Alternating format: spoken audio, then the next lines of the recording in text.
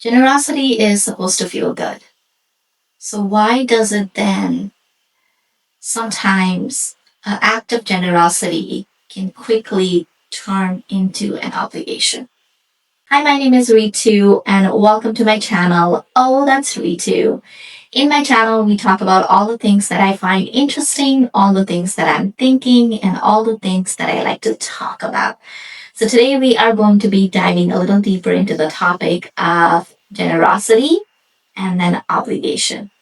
Something that I recently witnessed is I was put into this place where I had offered a member of my family, not a, I had offered a member of my family um, just a question, I believe, basically saying, like, hey, is there anything that you want? And this was something that in my mind, I was personally thinking that, like, oh, maybe they would want like shoes or maybe clothes or something like that. In that moment, the person basically said, no, they can't think of anything that they want and they don't need it. They even like went in an extent and then told me like, oh, I have all these things. I don't need anything or I don't want anything. I was like, okay. And the only reason I was offering this is because I have some member of my family. They are they will be heading back, and then I thought it would be a good way for them to like just if they want anything. I don't personally mind getting smaller things for this person, right? So I was like, it would be just like an act of like generosity, like hey, like here's something, like which is very common in an immigrant family. So if you're not been an immigrant, if you've never stayed abroad away from your family, then this video might just be something very bizarre to you. Like who does that, right? But a lot of immigrant people are very used to things like this. So this was just like one of those things like, hey, is there anything that you want? And they were like, no, I don't want it. And I was like, okay. But then like as I was talking to my mother earlier, I received a call. So obviously I didn't answer it, but later I happened to call and be like, hey, what's up? And they're like, hey, like, I know you like yesterday like said this, but then like, my phone's very old and it's been like lagging. It's a 3-year-old phone and it's been lagging, blah blah blah.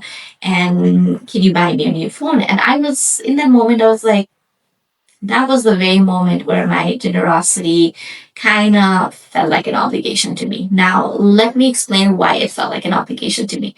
So, the person that wanted a phone is my grandmother, right? And now you must be wondering, like, come on, Ritu, you can't even buy your grandmother a phone. That's not it. My grandmother has a phone, and all she does with her phone is she's like on TikTok or Facebook and stuff like that. She has under her phone for like calling purposes and stuff like that. So she technically has two phones, okay? And but the thing about my grandmother is like oftentimes when you buy her things, she ends up giving those things to other people. And I don't want the phone that I buy for my grandmother be handed down to my cousins, right? Because I work very hard for my money, like everybody does. Then I shouldn't be working hard to give her the things that she should be giving it to other people. Now you might also say like me too, but like you give it to your grandmother. If she decides to give it to somebody else, that's on her own. I completely get that. I have no control on who she can give the phone and who she cannot give the phone to, right?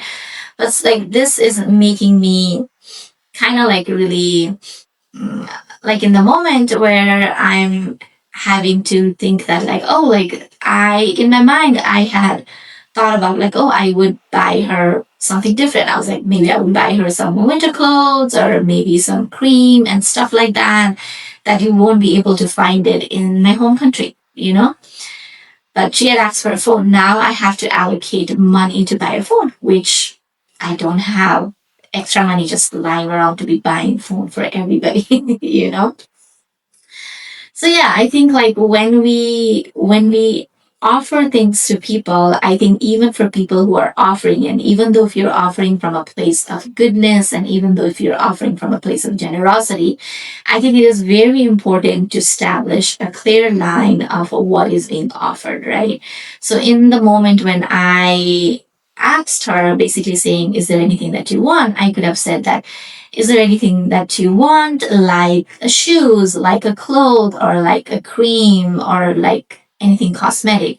So that wouldn't probably put a big dent on my bank account, right? So I should have phrased it that way. But I didn't. But again, in immigrant families, something that is very, very common, at least in the poly immigrant family, is that, let's say, if someone from your family is in a developed country, who's living in a developed country, working, studying, whatever the case you're doing in a developed country, a lot of the time people assume that they are earning in dollars, right? Which isn't technically wrong. But guess what? They're also spending in dollars, right? Like, that is something that a lot of people forget. And a lot of people, when they live in a different country, all they see is a currency exchange. Now, I'm not saying this that, like, oh, my grandma is trying to see things a little differently. She's like asking for these things in a bad way. Absolutely not. My grandma is the sweetest person. And she is so sweet that even if she doesn't have things, she'll take things from her own and then give it to others. She's that kind of person, right? So, like, one of my concern is I really don't want to be funding other people's kids' needs because those are not my kids, right? Like, I have raised my siblings. I don't want to be raising my cousins. That's not my responsibility. So my reason of feeling obligation is like, what if I say no to her? Then that's gonna be like, then I'm gonna feel bad. I'm gonna be like, oh, like I said no to my grandma. She just asked for a phone. I could have just bought her just any simple phone, right? So I think what I'm gonna do is I'm probably gonna message my mother once she wakes up because she's in Australia at the moment. When she wakes up, and I probably like let's see if there is any phone that is under 150 Australian dollar or 200 Australian dollars. So I think that would be pretty good. It would still be a new phone. She could still use it.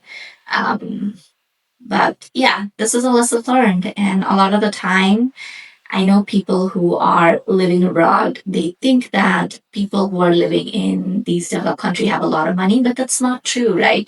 We are also working, we are also making ends due.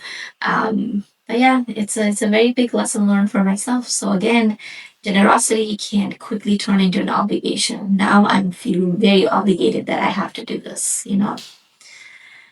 Because things in an immigrant family, if you don't, then everybody will talk like, oh, all I asked was a phone and she didn't give it. So that's that. Thank you so much for listening. If you have ever been in a situation like this where your generosity felt like an obligation to you, comment down below. Let me know your story if you want to. But yeah, thank you so much for listening. Support my channel because I clearly need it. Thank you so much, guys. Bye.